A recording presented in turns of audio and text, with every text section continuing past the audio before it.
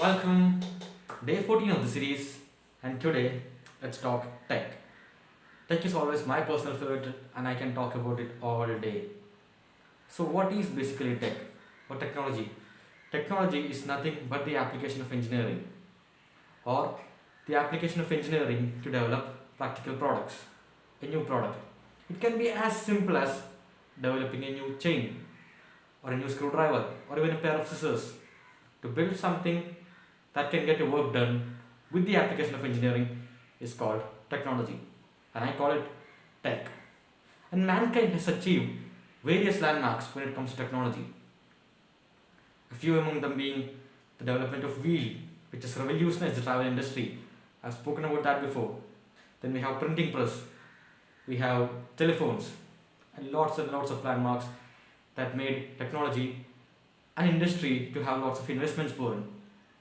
And with the innovations coming in technology, with the improvement in technology, there has also been a rising economy that is associated with this technology. The economy also provided an impetus to increase living standards and made a man's life much easier. Now that I've given you an overview or an evolution of tech or the history of tech, let's talk about the current status of tech. Where is tech in this world right now? And we know there is absolutely no end to the way tech is flying. The number of innovations always keeps doubling when it comes to tech. Let's talk about current tech. We have NFTs, not to forget the latest headline or the headline that has been in tech for the past 1 or 2 years is nothing but Bitcoin, Ethereum's, cryptocurrency. Let's say cryptocurrency in general is one huge factor. We have AI, we have 3D printing. So lots of innovations, and we have all the automobile industry shifting itself to electric mobility. So tech keeps improving itself, keeps iterating itself to assist mankind in a better way.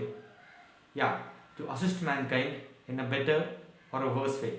That is where we need to start talking about tech or the advancement of tech in the current world, in this current scenario. As always, let me take the classic example of a smartphone, because I was speaking about smartphones all day. The reason I chose smartphone is because that is the piece of tech that we always have with us. Every human being spends at least 9 or 10 hours of his life, of his day with a smartphone. So this is the tech that all of us can relate to, a product that all of us can relate to, and let's talk about that. So talking about a smartphone, how many of us are even aware that we get software updates, at least 5 or 6 of them every year? How many of us are even aware that there are multitude of products being released along with this smartphone for better communication or better, what I would say, better understanding or improved accessories? So the question here is, how many of us are aware? Well, I would say none, but only the tech savvy of them are aware. Only the tech savvy people, only the ones who are interested in tech, keep finding blogs, looking at YouTube channels, or following these huge tech companies to know what their next products are in line, what are they coming up with.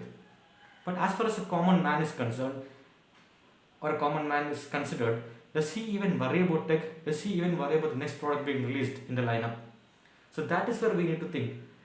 Are the products being released even worth it? Are they worthy enough to be released this year? Because as far as I consider buying my phone, I bought this phone a year ago, and I absolutely have no issues with this. This phone might have 2 or 3 successors in the lane right now, or the next year, or the coming year, but I wouldn't mind to purchase a new one until and unless this phone breaks down or this phone damages.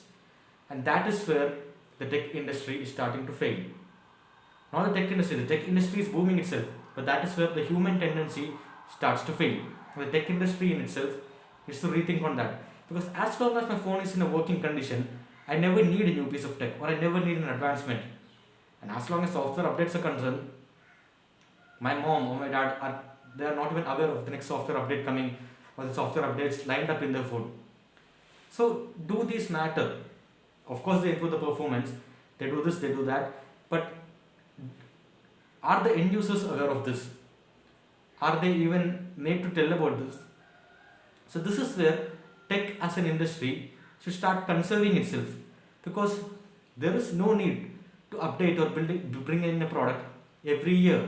Bring in a product only when the life cycle of the existing product nears an end. That is why you need to bring in the next product, and that is where tech industry needs to improve by itself to bring in or the next generation of products only with the death or with the product with the existing product nearing the end of the life cycle.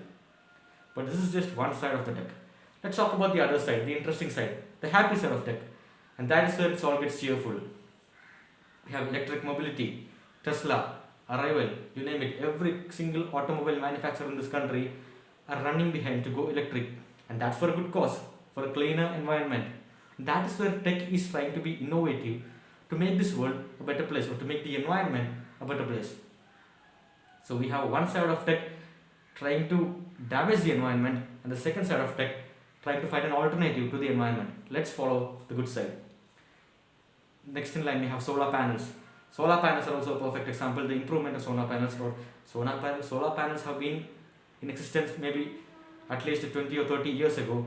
But the innovations that keep going even now to increase the efficiency of a solar panel is where tech is doing its best to bring in a faster efficiency, a better efficiency, to convert the solar energy into electric energy and make it usable for a common man. Not even usable, make it affordable. Affordable and usable for a common man. That is where these kind of industries are looking forward to and also helping the mankind. Solar panels, we've spoken about solar panels and what have we got next? 3D printing. 3D printing is a perfect example to build a structure by very less means. So these are all perfect examples of tech that are revolutionizing or innovating for a better world. Let's never forget Virgin Hyperloop. Virgin Hyperloop is one of the best or the easiest means of tech that might revolutionize the entire travel industry. Faster, safer, less emissions. So all these kinds of tech and the investments that pour into this tech needs to be considered. And we being humans, we being the end user, also need to think where to invest. Should we invest in the left one or the right one? And always decide, because every decision of ours always gives them an end result, or every decision of ours impacts the environment, whether in a good way or a bad way. So what we have to be doing is always invest in the right product or the right thing when it comes to tech. Do not buy products if you already have one. That is what I would say. That is my take on this. I always love tech. Thank you.